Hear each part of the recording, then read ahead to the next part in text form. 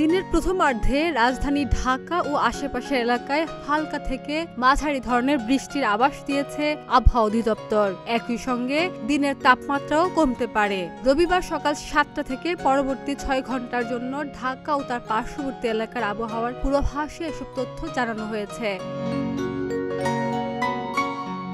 আবহাওয়ার পূর্বাভাসে বলা হয়েছে, রাজধানী ঢাকা ও তার আশেপাশের আকাশ অস্থায়ীভাবে আংশিক মেঘলা থাকতে পারে।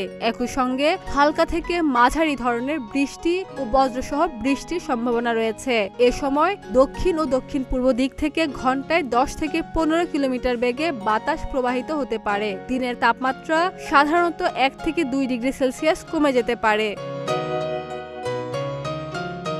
পূর্বাভাসে তথ্য অনুযায়ী আজ সকাল ৬টায় ঢাকায় তাপমাত্রা রেকর্ড করা হয়েছে ২৮.৪ ডিগ্রি সেলসিয়াস। বাতাসের আর্দ্রতা ছিল ৯৩%। গতকাল সর্বোচ্চ তাপমাত্রা ছিল ৩৪.৩ ডিগ্রি সেলসিয়াস। আজ সর্বনিম্ন তাপমাত্রা ২৮.৩ ডিগ্রি সেলসিয়াস। এছাড়া গত ২৪ ঘন্টায় ঢাকায় ২ মিলিমিটার বৃষ্টিপাত রেকর্ড করেছে আবহাওয়া অধিদপ্তর। অন্যদিকে সোমবারের মধ্যে আবারও উত্তর পশ্চিম এবং তৎসংলগ্ন পশ্চিম মধ্য বঙ্গোপসাগরে একটি লঘুচাপ সৃষ্টি হতে পারে বলে জানিয়েছে আবহাওয়া অধিদপ্তর। এর ফলে আগামী ৫ দিনের মধ্যে দেশে বৃষ্টিপাতের প্রবণতা বাড়তে পারে বলেও জানিয়েছে সংস্থাটি। ডেস্ক রিপোর্ট, প্রতিদিনের বাংলাদেশ।